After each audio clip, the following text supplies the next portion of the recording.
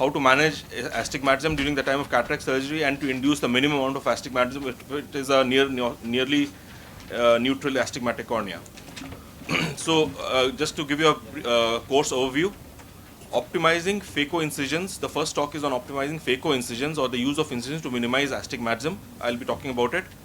The next talk is by Dr. Sudhank Bharti. He'll be talking on incisional techniques to reduce pre-existing astigmatism by the use of LRIs or astigmatic keratotomy, both manual and femtolaser based. Dr. Purendra Bhasin will be talking about the use of toric IOLs, which have probably become the mainstay of reasonable amount of astigmatism. And he will also talk on the intraoperative image-guided systems that have come into vogue for enhanced results. This talk is initially supposed to be given by Dr. Saurabh Chaudhary, but he could not be, he's not here with us today, so Dr. Purendra Bhasin will be covering it. And of course, there will be a panel or interactive session where you can ask questions. So I'll start with the first talk, that is optimizing phaco-incisions to minimize astigmatism. So this is how it all began, and there's no financial interest in any of these techniques mentioned. So let's look at the historical perspective. The first steps were incision optimization. This is what we had. The only tool we had was how to use the incision to minimize the astigmatism which is present. There were no toric lenses. LRIs also came in a little later. So there are essentially a few parameters which can be modulated to optimize the incision. One is first is incision axis. At which axis you're placing it, the size of the incision, and the incision placement, whether it's anterior or posterior. As you'll see, more anterior the incision, greater the induced astigmatism. Then came astigmatic keratotomy. It was a powerful but erratic tools. Then relaxing incisions, which moved posteriorly in the form of peripheral corneal relaxing incisions and limbal relaxing incisions. Dr. Bharti will be talking about it. Then came the opposite clear corneal incisions, which is a logical fallout for the cataract surgeon, where essentially two clear corneal tunnels 180 degrees apart are made on the steeper meridians, and there's no additional instrument requirement or skill required. But of course, we have to take early postoperative care because there are two penetrating wounds in the cornea. Then toric IOLs have come in for quite some time now, and they have been refined further, and they're probably the most elegant and scientific way, although the downside is it adds to the cost of the surgery. So astigmatism, disclaimer here that astigmatism control is still not an exact science. We're all learning, and one of the biggest bugbears here is the wound healing factor, which can make the results unpredictable. So let's look, before we go on to understanding, let's look at, for the benefit of all the speakers in the course, we'll look at the basic concepts and terminology. So there are certain astigmatism control parameters, like the size of the incision. We'll look at each of this in a little more detail. Distance from center of the cornea, axis of incision, the coupling effect, and wound healing, which is the biggest variable. So please note, astigmatism is a vector quantity. That is, it has both a magnitude and a direction. Magnitude is measured in terms of diopters of cylinder, and direction is measured in terms of axis in degrees.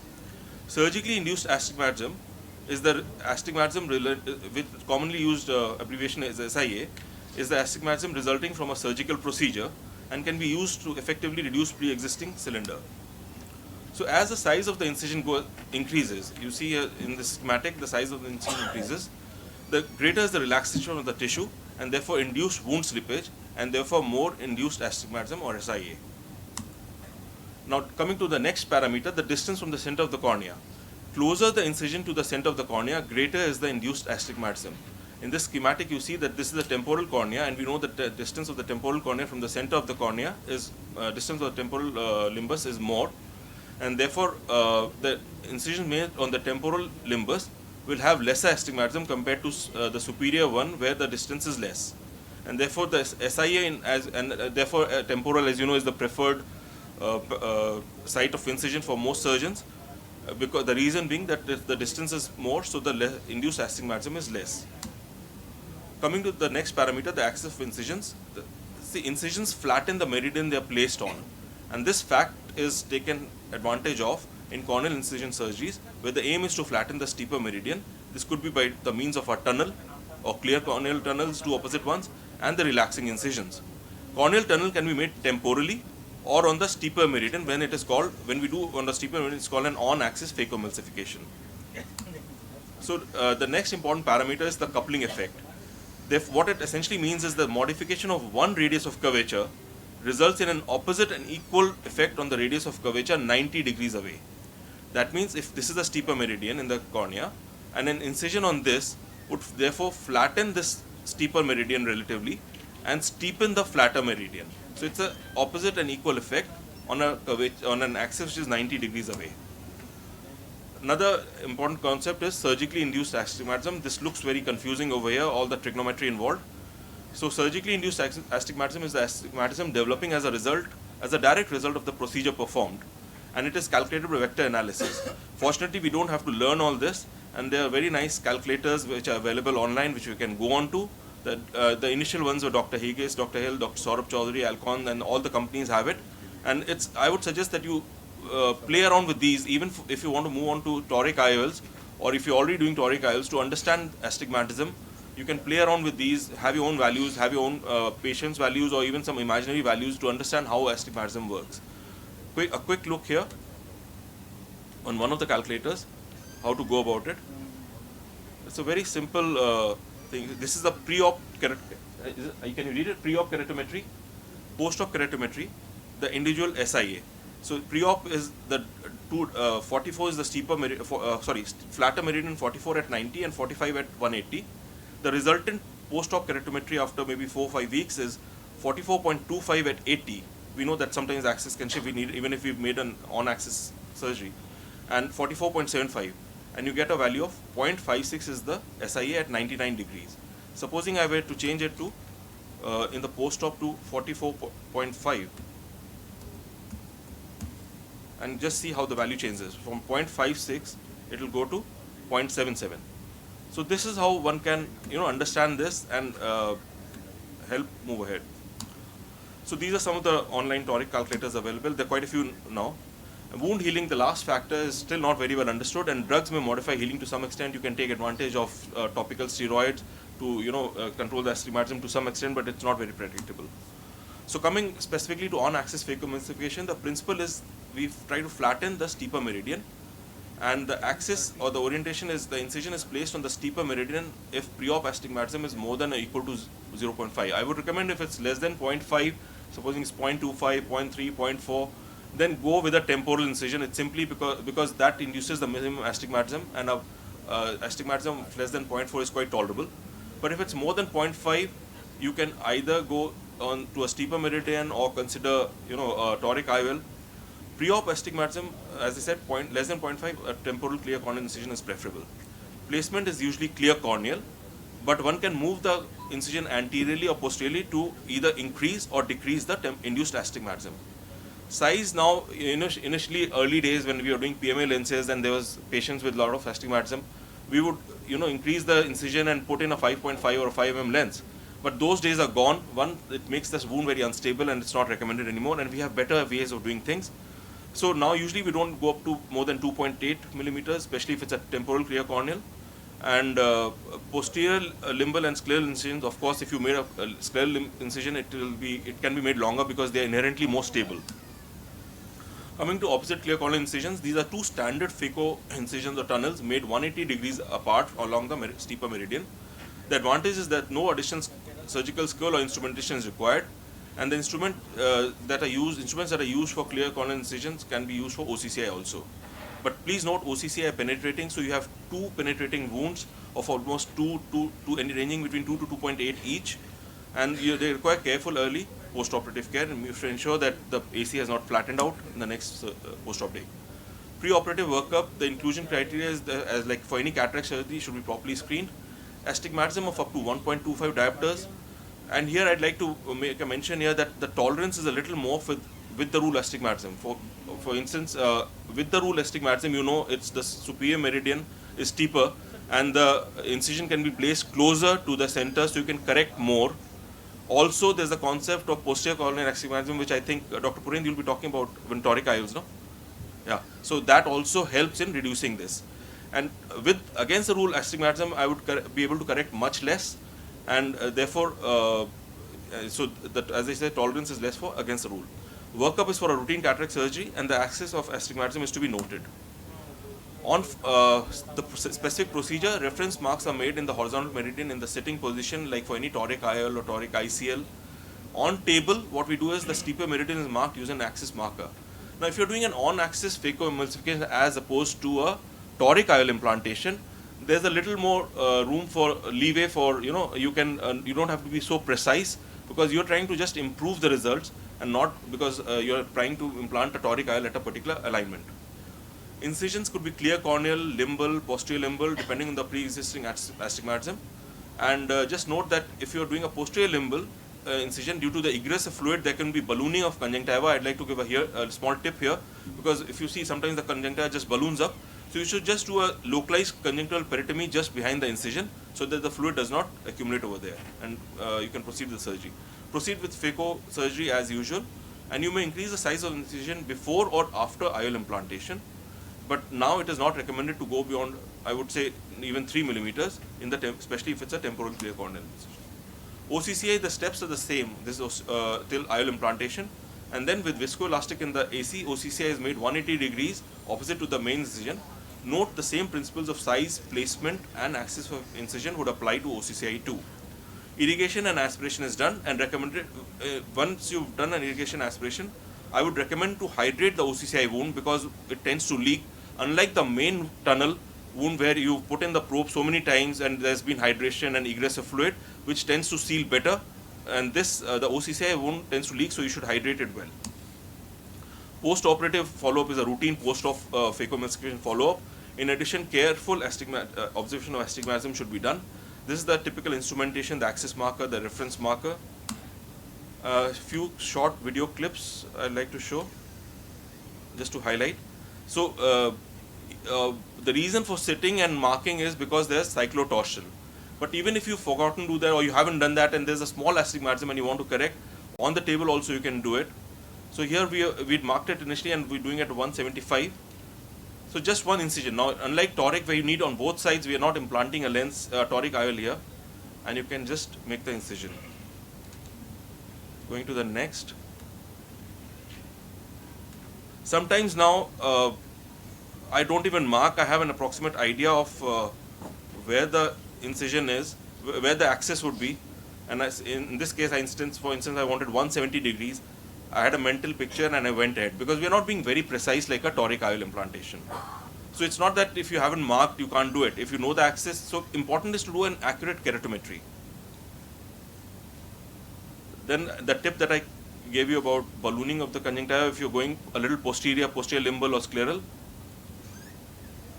you see I've got posterior almost, it's a little between posterior limbal and scleral. So I've made the incision, and now if I continue with phaco, this conjunctiva will balloon up. So that's the tip I gave. Just do a little peritomy around that. This area is clear and you'll be comfortable during the surgery. OCCI, very simple, nothing to really understand here. It's just essentially a phaco tunnel. If you're beginning, of course, it would be an unusual position if you're a beginner, but very soon you get used to it. So this was the original incision, just making another clear corneal incision, opposite clear corneal incision. As I said, hydrate this. We hydrate this, but this is looking hydrated. Can you see this is looking hydrated? But if you don't hydrate this opposite clear corneal incision, it's going to leak.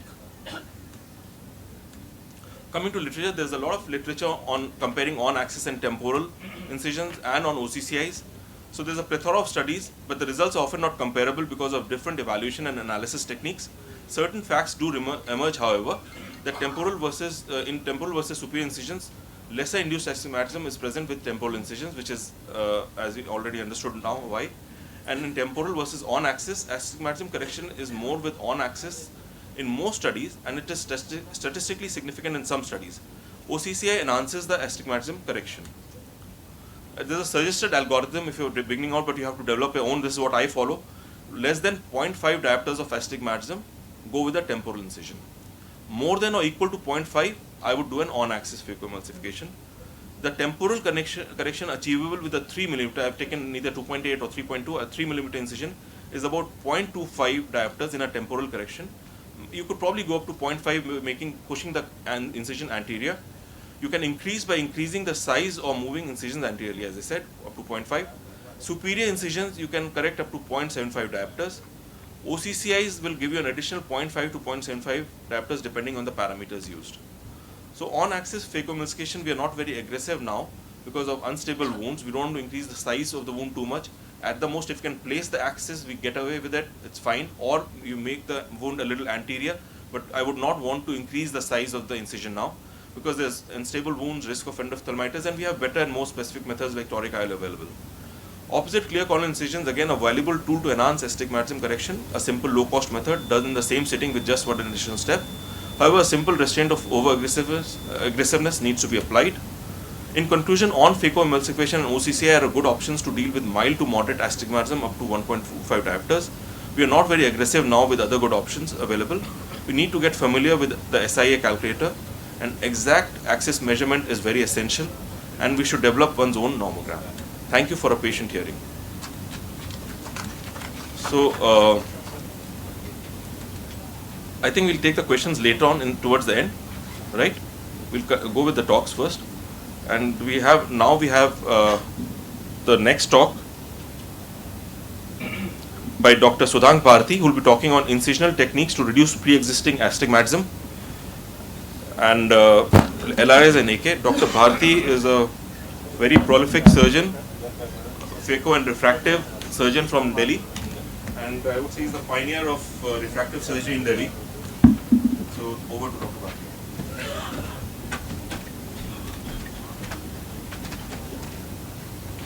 Sorry, I'll invite the panel. Forgot to invite.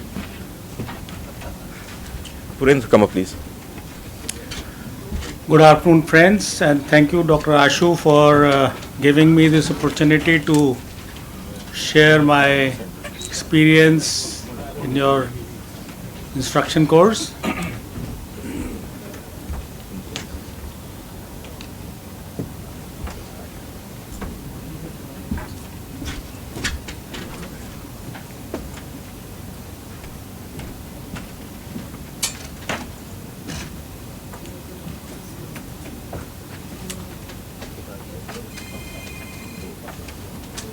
So friends, I'll be talking on incisional surgery for astigmatism correction, and I'll talk about LRIs, which are very helpful tool to reduce astigmatism. It is one of the methods you can do and avoid probably the toric IOLs for up to 1.5 diopters of astigmatism. And if you're sitting in a periphery or you don't want to to charge more to the patient and be little conservative, these procedures are absolutely wonderful for your patients and yourself. The results are, I can tell you, they are very much predictable, they are very accurate, and you will never go wrong when you practice these things. I've been doing keratotomies for a very long time. I started in 1988 and might have done more than 200,000 keratotomies in my practice initially, which I now shifted entirely to laser, but still practice keratotomy for high astigmatism and still do all these, especially for the cataract patients where the results are absolutely fantastic, and you can manage a huge astigmatism. Sometimes you can manage up to 2.5 astigmatism, because the result for a elderly patient is much more than a younger patient of 18 to 25. When you're talking of astigmatic correction in a patient age 60 or above, the results are much superior. Okay, so let me start with LRIs, and Oyakawa showed 96% success rate, and I can vouch for it, and this is very important. The LRIs can be, by adjusting the length or depth or location of the arcuate incision, one can induce changes, and changes in the corneal astigmatism are achieved by flattening the steep corneal meridian with a simultaneous increase in the corneal curvature in the flat meridian. So this is very important. This is called coupling, and when you're treating a high astigmatism, you must consider and take into consideration the fact that the result will be nearly double, and LRI should be as peripheral as possible, thereby elevating the corneal astigmatism. where while keeping the average corneal power untouched. Oh, you can come here, sir. Excuse me, you can sit here. There's no problem. There's a seat here. And so the corneal power remains unchanged. So the IOL power need not to be changed when you are correcting the astigmatism. This is the beauty of the whole system. So IOL power doesn't change, only the astigmatism changes, and the advantage is almost immediate recovery, excellent quality. Next day the results are visible, and they are often combined with cataract surgery, and especially useful in premium IOL in patients with over one diopter of astigmatism, and this is absolutely wonderful. Now, Louis Nichamin, his an age and pachymetry adjusted intralimbal arcuate astigmatism nomogram is one of the most widely used nomograms, and Napa is being practiced for over 35 years now. It's a wonderful nomogram. The only important factor is corneal pachymetry. For any incisional technique, you have to have a wonderful absolutely accurate pachymetry so that you achieve 90% of the depth, do not perforate, and remain 90%. The effect is only there if you reach 90%. If it is only 50-60%, there will be no effect at all. So this is very important. They are simple, but many surgeons are still hesitant. The important thing is you select the proper table and do a proper pachymetry, and in thicker corneas little overcorrection is required because the effect is lesser. So this is the Napa nomogram. Whosoever wants, kindly take a picture, and then you will see that these are the nomograms where you can achieve a really nice result in this is age modified size of the incisions, peripheral incisions, where you can take it and do a astigmatism correction in all your cataract patients, especially where the power is you have astigmatism in the range of 3 diopters or 2.5 diopters. It's a wonderful tool to avoid toric lenses. Sometimes the toric lenses are not also available, or if they are available, they are too expensive, or you take a lot of time in getting them. So this is very important. I'll change the slide. If you have not taken the picture, let me know, otherwise I'll change the slide. Yeah, thank you. Okay, back. Okay.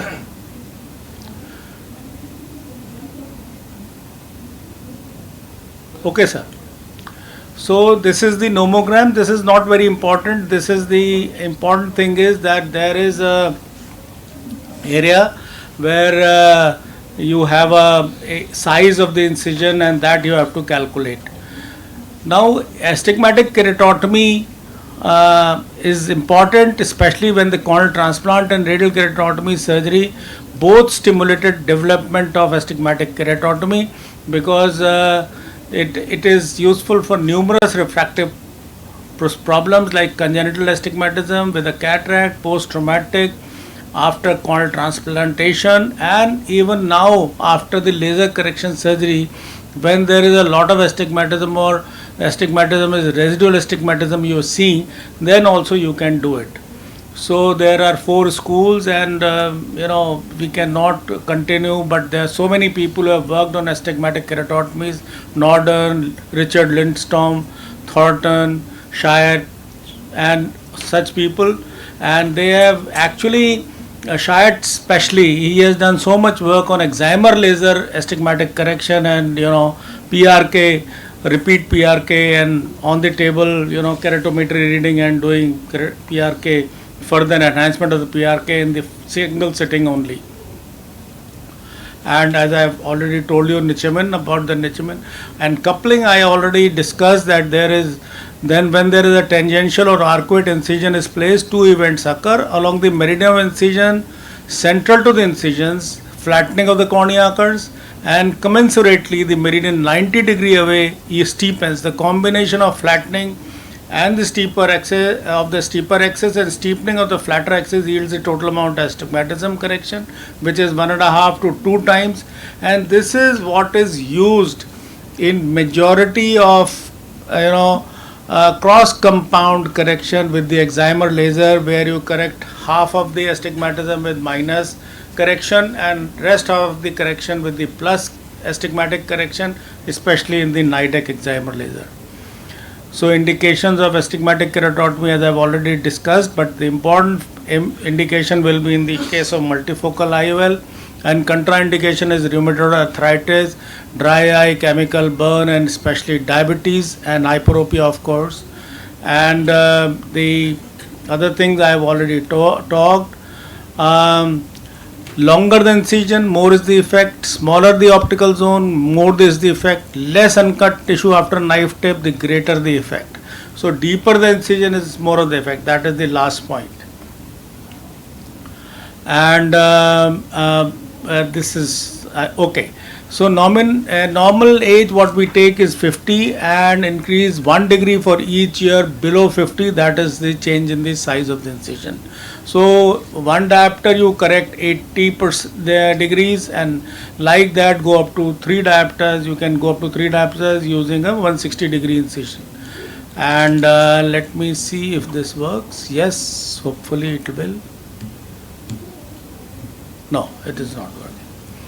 So anyway, for more precision, there is a femtosecond laser which gives you exact size, place and depth, and this is the incision LRI performed with the excimer laser. This is the most recent case, about maybe 10 days back, when I did it, and I took a recent picture of this, So the laser nomogram is also there. If you have a laser, then you can have a nomogram for the laser which is supplied with the laser, so there is no need to, these are not manual things.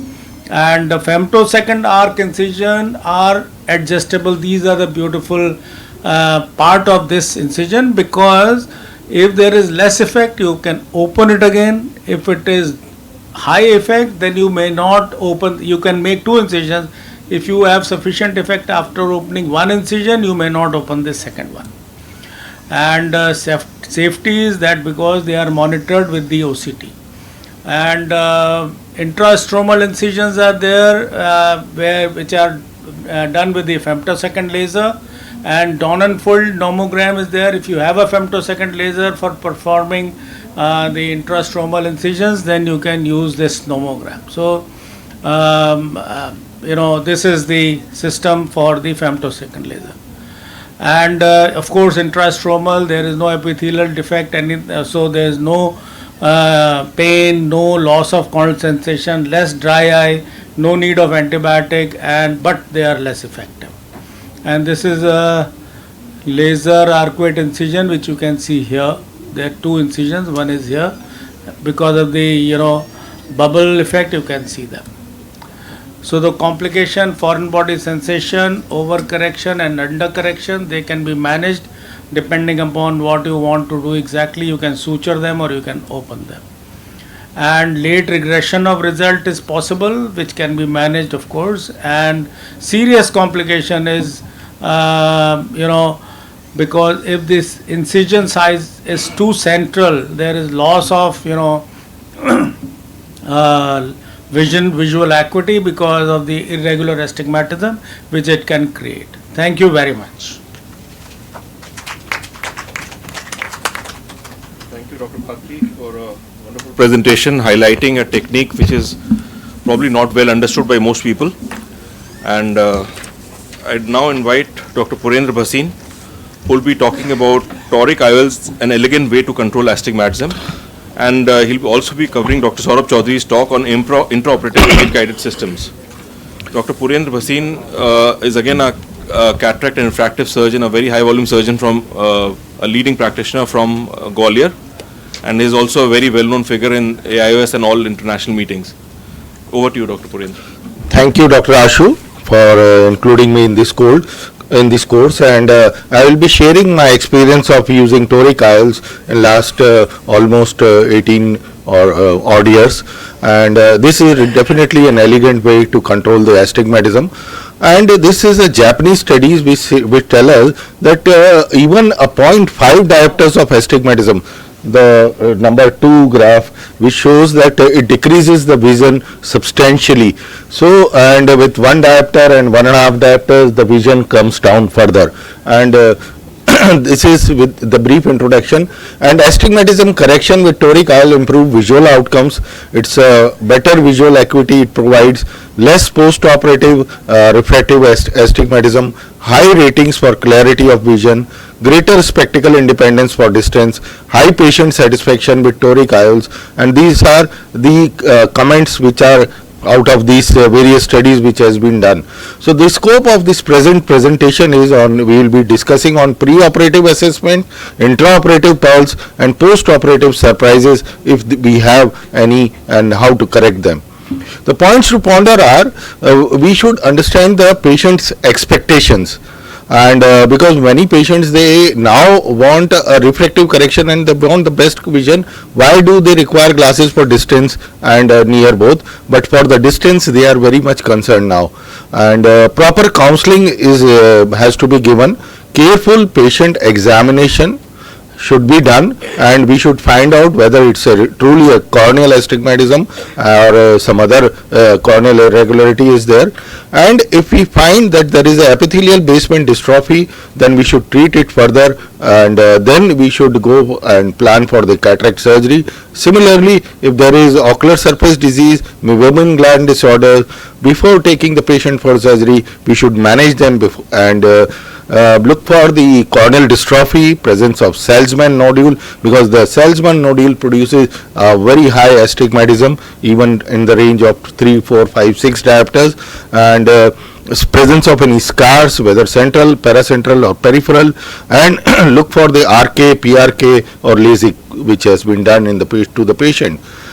Coming to the patient selection, accurate preoperative testing of the cylindrical power and axis is very, very important.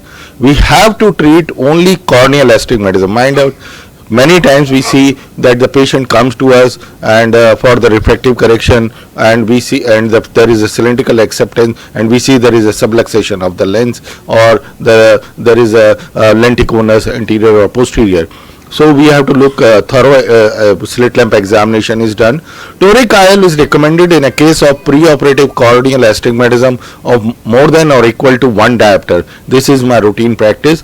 In multifocal IOL cases, I choose to correct even less than 1 diopter, that is up to, even if it is 0.75 diopters, that improves the quality of vision to the patient. A potential candidate for toric IOL would have regular symmetrical corneal astigmatism. Patients with irregular astigmatism will not improve with toric IOL. It may worsen if there is a high irregularity. There are 3 steps for toric IOL implantation. First is accurate preoperative testing of cylindrical power and axis, marking the axis on the eye both pre and intraoperatively by either digital or manual method, and intraoperative alignment of the IOL into the desired axis. So we will be discussing all 3, and if there is an error in any one of the step, this will lead to the poor visual outcome and poor results on the patient. Coming to the step 1, which is the preoperative planning, which is useful for all the ways to correct the astigmatism, whether it is LRI, whether it is OCCI, or whether any other method. So we should perform keratometry after, and by manual or automated keratometer, and make sure that there is a corneal astigmatism, there should not be a dryness, and perform topography. This is also mandatory. The location of this will tell us the location of the steep meridian or axis, if the astigmatism is regular, whether the astigmatism is symmetrical, and any ectasias, that will also be informed to us. Perform a posterior corneal measurement with the help of sham plug imaging systems like Pentacam or Galilei if they are present, and I also do ASOCT in all these cases, which tells us about the dry eye and other things.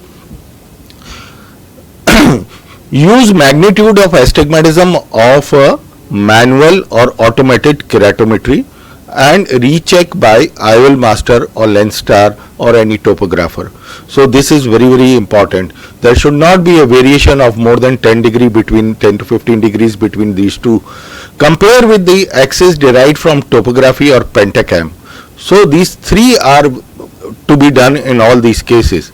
Before moving ahead, we must confirm it with multiple measurements. Mind it, all these things should be done on a nascent cornea, means we should have not used any topical mydriatic agent or topical lubricants in these eye, because they are going to affect the outcome and astigmatism meridian as well as the power of astigmatism. So we should do it on a nascent eye where nothing has been applied to the eye. Before moving ahead, we must confirm it with multiple measurements. When results from two instruments do not agree at the axis and magnitude of astigmatism, we should postpone it. We should ask the patient to come again, and if reading from manual keratometry and pentacam, which is topographer, are not within 10 degree, then we should repeat both after calling the patient again, or we should ask the patient to wait for some time. For 1 to 1.25 diopters of with the rule astigmatism, we may use on-axis incisions, as has been discussed by Dr. Ashu, rather than a toric IOL. Coming to the aspect of posterior corneal curvature, we all by now must be aware of that the posterior cornea is a vertical steep in about 87% of the eyes. This is the study which tells us, and it causes a net against the rule astigmatism. As this is a concave lens or a minus lens, it causes an opposite effect. So therefore, because it causes an against the rule astigmatism, so therefore there is a slight undercorrection with the rule astigmatism, and a fully or slightly overcorrection we have to do undercorrection with the rule astigmatism, and we have to do full correction of slight 0.12 or 0.20 diopters of overcorrection in the against the rule astigmatism. The ideal one should be when we have a pentacam or Galili-Scheimpflug system, then we should look for the exact posterior corneal curvature, and we should use it exactly. So another important aspect is the surgically induced astigmatism. All of us has a different surgically induced astigmatism. It varies, as Dr. Ashu has already said, it varies from where the location is, what is the size of the incision, and what is the length of the incision. It varies from patient also, looking to the cornea's brittleness and turgidity, and there is a measurement variability also. So this should be measured, and we should send the data and calculate it of our 25, 50 or 100 or 500 cases, maximum number of cases with same number, same size of keratome which we are using, same technique, same incisions, paracentesis incisions also, and same type of IOL if we are using, then we send it and we can calculate our surgically induced astigmatism. I started when I used to do it earlier with 2.8 millimeter incision, then it used to be 0.35, now it is 0.11 in my cases. So this is very, very important, because this will give us the exact power which has to be implanted, and otherwise we will have a residual refractive error in the form of cylindrical power. Then coming to the what IOL formula we should use, and various studies have said that the Barrett's toric IOL calculator formula is the best and superior amongst all, and we all are using the same formula now. Coming to the marking, pre-operative marking. This is the way I do it when I do it manually. I ask the patient to sit on a slit lamp, forehead touching to the band. The head is kept vertical, it should not be tilted or it should not be slanted, and with the free hand, because this is a Hagstride type of slit lamp which can when we can make the axis of our slit vertical or horizontal, we can use it. and in a 90-degree meridian, with this slit of the lamp, we can by free hand we can mark it with the marker pen on the at the limbus, and similarly by rotating it on a horizontal meridian we can mark it, and 3 marks are sufficient: 0, 90 degree and 180 degree. And this is marking which we used to do within the operation theatre by the bubble marker. And there is a bubble here which should be within these 2 lines. This is the kind of mark which we get, and this is the patient sitting on the operation table, and there itself you make the patient lie down, and then you do it under topical or peribulbar anesthesia. That is your choice. So this is how the pre-operative marking is done, and this is how it looks here after the slit lamp marking which we have done. Other markers are also available, electronic pre-operative marker, that is their choice, but I think the cost effective is the slit lamp marking system, and this is how we align the marking system intraoperatively. This is the pre-operative marks which we have made, and there is slight misalignment, and then we can further align it, refine it. This is sometimes you get all these things, so you have to refine it. This is 0, 180 degree. I am sitting on a temporal side, and then we have to, as we have to implant the lens at 167 degree, so we can intraoperatively mark 167 degree, and then the lens will be aligned with this 167 degree. The lens should be placed short of the implanting axis to be intended axis to be implanted, and this is the lens which is aligned to the 167 degree mark, and this is how it is done, and a perfect capsular axis and immaculate surgery should be done. So then coming to the digital marking system, the most popular are the from Alcon Varion, and the other one is from the Zeiss Callisto.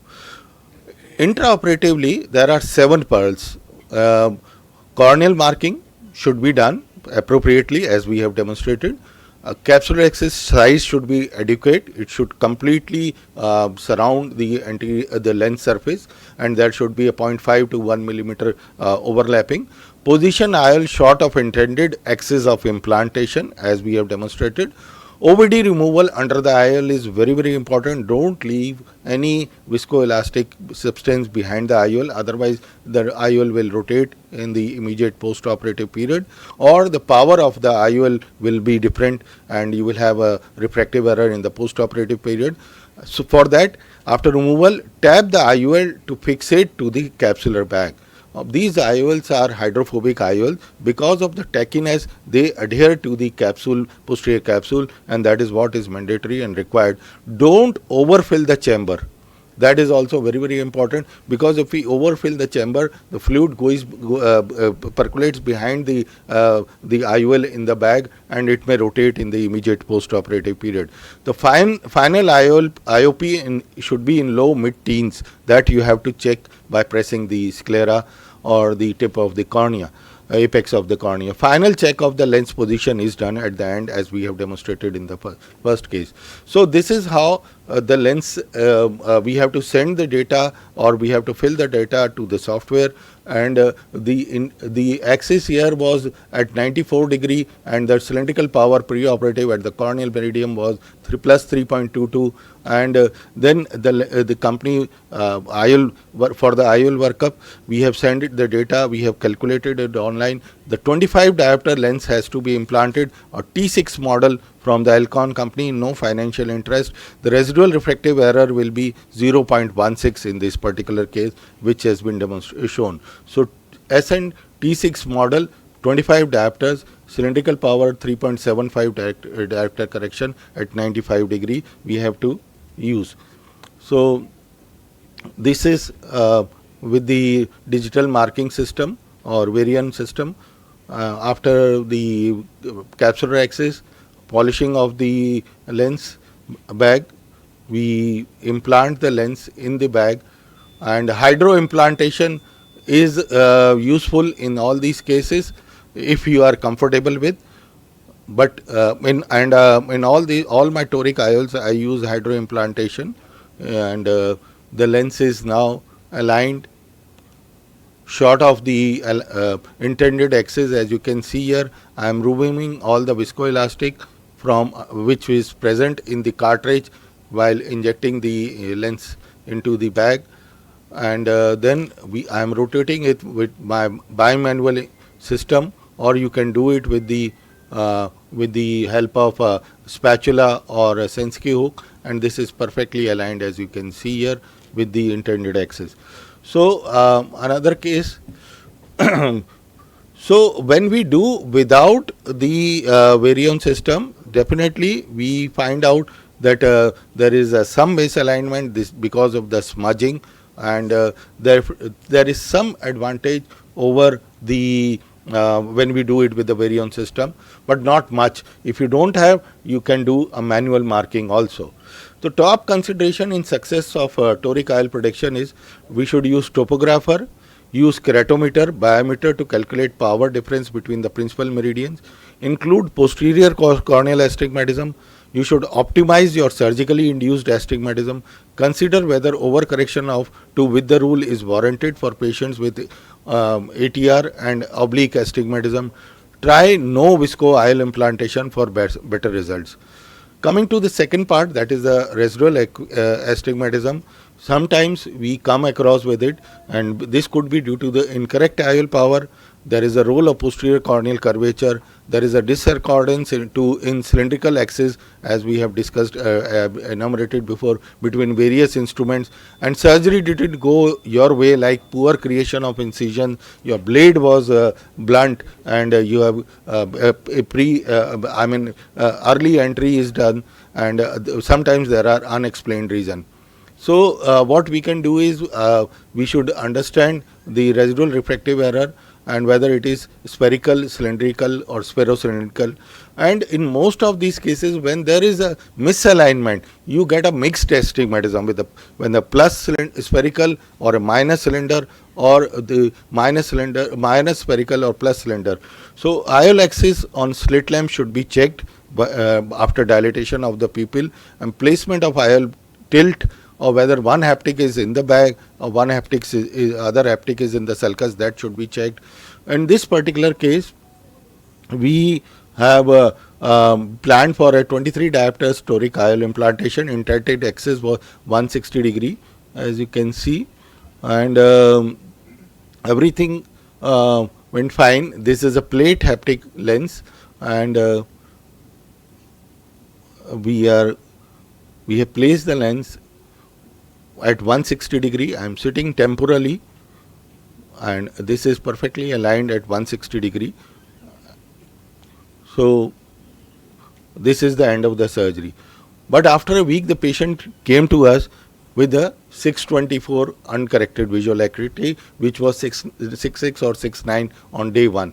So best corrected vision with plus 0.5 diopters of sphere and minus 2.5 diopters of cylindrical was there. Patient was improving. We saw that the IOL was rotated. The IOL we implanted, the axis was 160 degree at this meridian, but now it is at around 90 degree, and as we are sitting temporally. So what we did, we just released the adhesions of the anterior capsule with the lens with the help of spatula, make the lens free, and then we should wait for at least a week or two before rotating, and if you don't find any other reason, and then align it again. This is how we did, and later on the patient went well. So this could be otherwise done with this website, that is astigmatismfix.com, and wherein we enter the residual refractive error and what we have to do, where we have to implant our new axis of the IOL, that will be given to us, whether we have to rotate it or explant it or exchange it. Other options are we can use excimer laser system, or as Dr. Bharti has very nicely elaborated on the LRI, we can do it. To conclude, toric IOL for 1 diopter and above against the rule astigmatism, we should plan. With 1 to 1.25 diopter of with the rule astigmatism, one can use on axis, because we have to undercorrect. We have to use on axis or paired incision, opposite clear corneal incisions, as Dr. Ashu was telling, that we can do. Intrastromal LRI arcuate by femtosecond laser is another good option for less than 1 diopter of astigmatism, as there is a less dry eye, wound gape and better predictability. Adding toric IOL to your surgical armamentarium is a must now in this present era, and my almost 25% of the practice or 30% of the practice is of toric IOL. Thank you for your patient hearing. Thank you, Dr. Purain. An excellent comprehensive presentation on toric IOLs. I'm sure we'll take up the questions. Please keep sitting. If you want to have some questions, we'll have it after the next brief talk. Dr. Saurabh couldn't be here, so Dr. Purain would be covering it. It's a last minute thing that he's agreed to do. Intraoperative image guided systems. He's already talked about the Varion. There are a few others in the market which they've tried. We'll be talking about those also. So this is a talk of Dr. Saurabh Chaudhary. Because of his ill health, he is unable to come. I'm taking this, and just to complete this, and there is no financial interest. We have discussed this, that toric IOLs and marking is very, very important. Traditional method, manual marking. Latest technology for toric IOL is the digital marking system, and to increase the accuracy, which is very, very important. This is a bubble marker which we have used, we have demonstrated also. Pre-operative marking challenges we have discussed earlier, and mark can be broad. So these are the new systems which are image guided. IntelliAxis L system, Varion system, I will be taking it further. So this is with the Lensar femtosecond laser system. This marks the axis which has to be implanted during the surgery beforehand, before when we do the capsular axis and the laser femtosecond laser surgery, and this marks on the anterior capsule in the periphery, and that marks remains, and we can check it, the alignment, even in the post-operative period, because this mark is permanently there on the anterior capsule, which you can see here. There is a small video clip. This is not of this is provided by the company, although we have marked the incision by. This is where the mark is present on the anterior capsule, and it is aligned to it. So Harkstride comes with the iSuite toric planner. The planner is a part of Harkstride's T-cone toric platform. The T-cone toric platform complements the Lenstar's comprehensive measurement system. Lenstar is like an IOL power calculation system, and with 11 rings Placido topography. So toric IOL calculation is accomplished with the integrated Barrett's toric calculator. So this is the similar way we have to mark it pre-operatively. We have to plan the operation using high resolution eye images, which allows the user to define additional guiding lines to anatomical landmarks that will be recognizable in the intraoperative view. So means this takes the picture, it recognizes the pits and the limbus marks vessels, and then they make the axis where these marks are there, they are aligned with 90 and 180 degree, and according to that you plan your power, and because the reference marks are aligned with this. So another one is Osher toric alignment system. It is the similar system as you can see on the slit lamp. This is how toric alignment is done.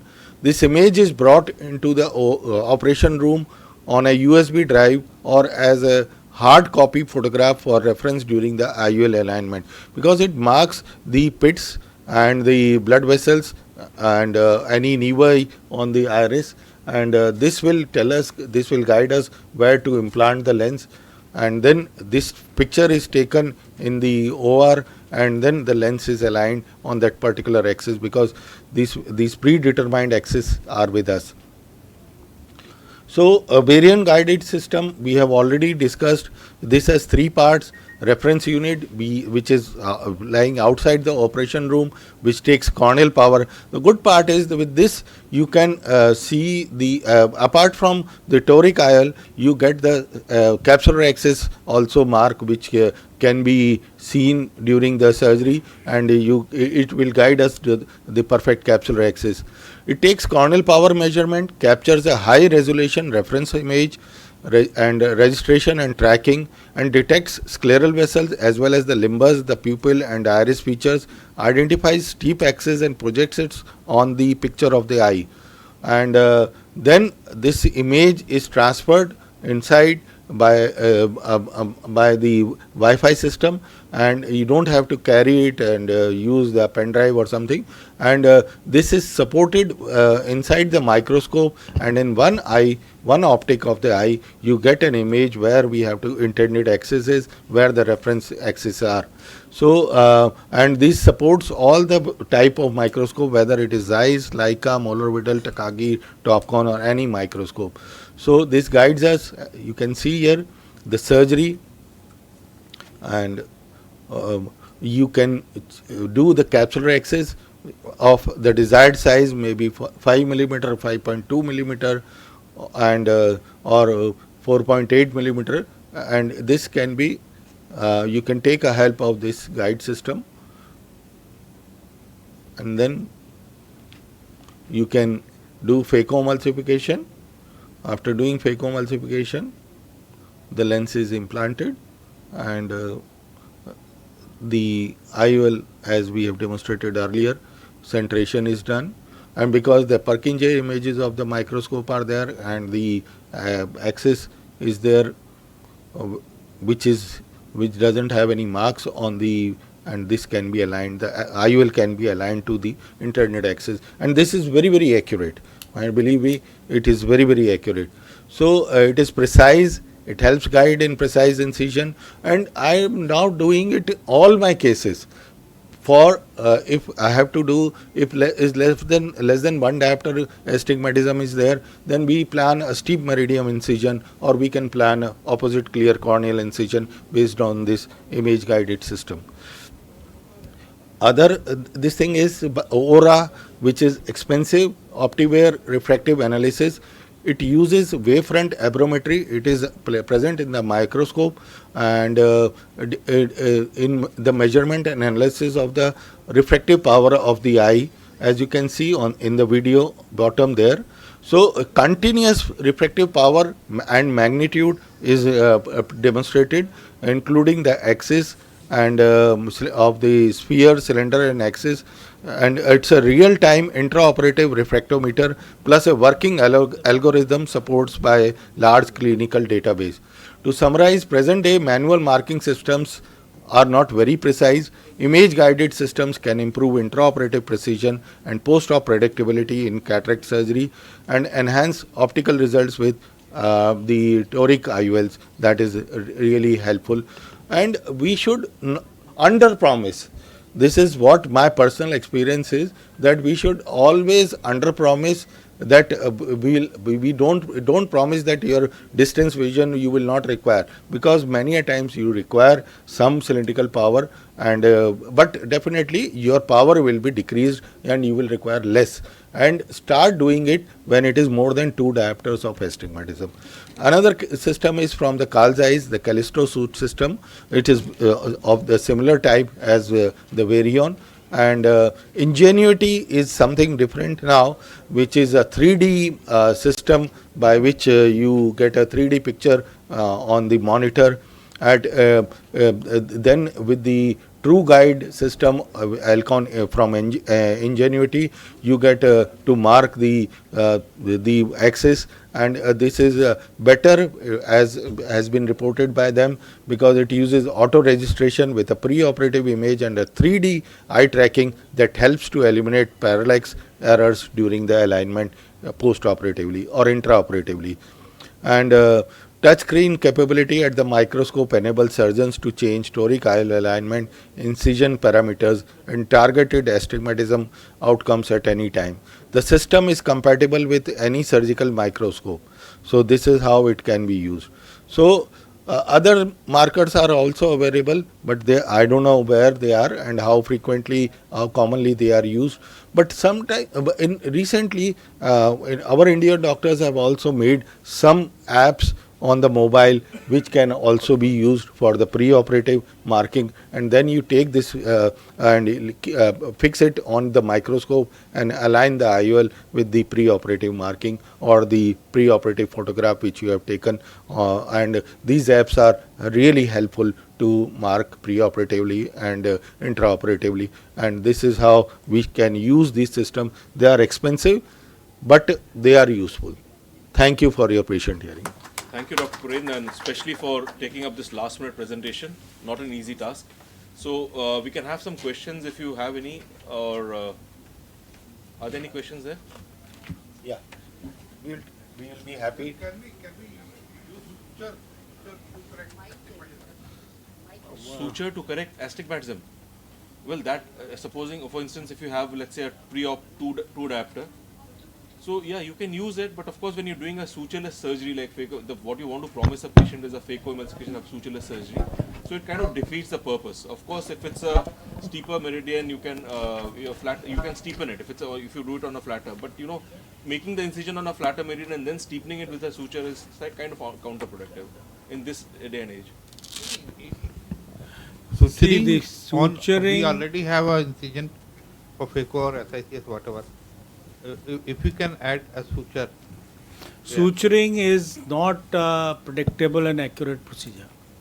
So when we are talking about predictability, I don't think we can, because suture is very, very arbitrary. There is no nomogram for it. I don't think so. So basically, I'd just like to say that the few points that Dr. Purendra had talked about in toric IOL implantation. See, if you have a low-grade astigmatism of up to 1 diopter, maximum 1.25 diopters, you can go with the on-axis phacoemulsification. But beyond that, of course, you have to get on to toric lenses. And if below maybe up to 1.5, you can 1.5 diopters, you can combine on-axis or LRIs or whatever works. But other than that, toric IOL implantation becomes important. But for all of these, when you're measuring the toricity of the cornea, it is important to have a good ocular surface, as Dr. Purendra highlighted, and the measurement of keratometry should be the K value should be very accurate. You should make sure there is no Meibomian gland dysfunction. There should be, typically what happens in a busy practice is, or a big hospital is that a patient has been evaluated that day, Paracane was instilled, Tropica dilating drops were instilled, and then the patient sent for a biometry. That's where you will go wrong in these subtle measurements. So you should not have had, for such lenses and premium lenses, call the patient the next time and then take the keratometry and the axial lens also, because keratometry is greatly affected by dilation of the pupil also, and also by the surface, if you have used Paracane or a dilating drop also. And so these are very important parameters preoperatively that you have to make sure that the surface is, as he said, nascent. And I'd also like to add that toric IOLs, when we began, we were told this degree of rotation will neutralize the effect by this much, and it was quite scary. But I've seen in practice, they're quite forgiving. And a 5 to 10 diopter degree rotation would probably not impact the result much. That's my observation, I think. Well, but they affect when we are using high correction toric lenses like 3 diopters, 4 diopters of astigmatism. So I think reasonable is to start with 2 diopters of astigmatism or 1.5 or 2.5 diopters of astigmatism. Sir, what is your comment on people using astigmatism to use multifocality? Okay. So our senior who has used it to his advantage will answer in the good old days. So with the rule, astigmatism increases the depth of focus definitely. So if there is with the rule astigmatism, now the technology has advanced by calculating the anterior and posterior corneal astigmatism and true net power and so on and so forth. So it depends. But I would say that it depends what kind of astigmatism you are treating. If it is with the rule and compensating the posterior corneal astigmatism, then what kind of astigmatism you are treating. But I would say that anything which is more than zero point 0.5 and with the rule, you have to treat it. Whichever way you want to treat it, maybe you can do only OCCI, or maybe go ahead and implant an toric IOL. But like with the rule astigmatism, you always undercorrect by half a diopter, and that is the standard because that definitely gives a little bit of depth of focus. But it doesn't give you a multifocality. It gives you a little bit of depth of focus that you can you can see within a distance of about 4 inches or so. It's not going to give you something like 12 to 20 inches. It's not good for computer work, or maybe if it is good for computer, then you cannot read. So it depends upon that. But I think multifocal, it cannot be called multifocality. There is increase in depth of focus. There's another tip that I'll give you. If you've used a toric IOL and then you make the patient read without adding anything on, if it's good 6x6, 6x6 partial, very often they'll be able to read up to N12 without adding any lens. Just try this. It's because the toric IOL itself is a natural presbyopia corrector. And any other thing? So the How last many of you are doing toric IOL? Good. And you have done. But I think one important thing is that you have to do it consistently, and you have to use the adequate or appropriate IOL power calculation formula, and use the auto keratometer, and that is also equally good. And the IOL power calculation should be by the digital platform or by immersion system, because if your IOL power is wrong, so and whole thing will everything will go away. So I'll basically IOL power calculation is very, very important. So I'd like to just encourage you by saying that low cost toric IOL is also possible. I have access to all the gadgets, but there is a practice where I also do it without these things. So auto keratoref is a good one. They are very accurate. There's some tricks that you have to do. Make sure the patient has done a few soft blinks, not a partial blink. The surface is smooth. You'll realize. So then get the keratometry value and repeat it 2-3 times. Though auto keratoref is very, very accurate. In fact, now I've stopped using a manual. I used to always do both and correlate. But auto keratoref, if you have a reliable one, is very good one. So what do you need? You need keratometry. Then you need marking. Manual marking is very effective. What typically I do is that most of us are using this horizontal slit, and I use a 26 gauge needle with a ink it and then mark it. So even if it takes some time to reach the OT and the ink goes away, the indentation of a 26 gauge needle is always there at 180 and 0. So marking is important. Then the image guided system, so even your immersion biometry, if you are good at it and used to it, contact is very variable. Immersion is very good. Of course, if you have an optical biometer, no doubt about that. So preferably optical, but sometimes we have advanced cases where optical is not possible. Then I think we rely on immersion biometry. And of course, IOL power calculation is again a big issue. And now we've seen that Barrett toric calculator is very, very effective. It's free. You can just either APA-CRS or ACRS site, you can just check it out there.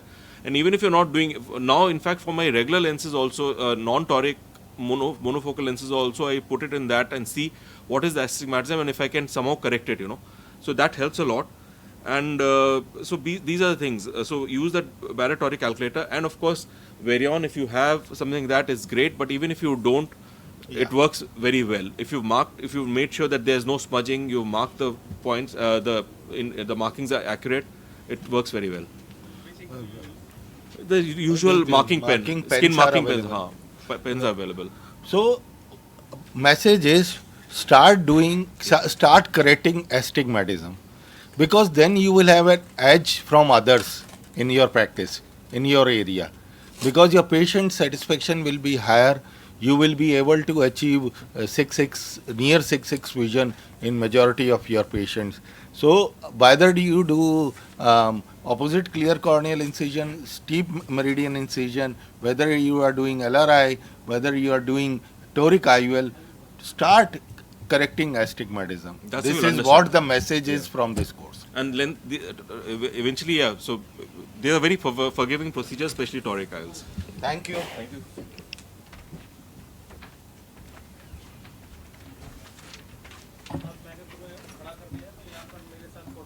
हाँ वही photo खींच लो 1:30 बजे वो session है next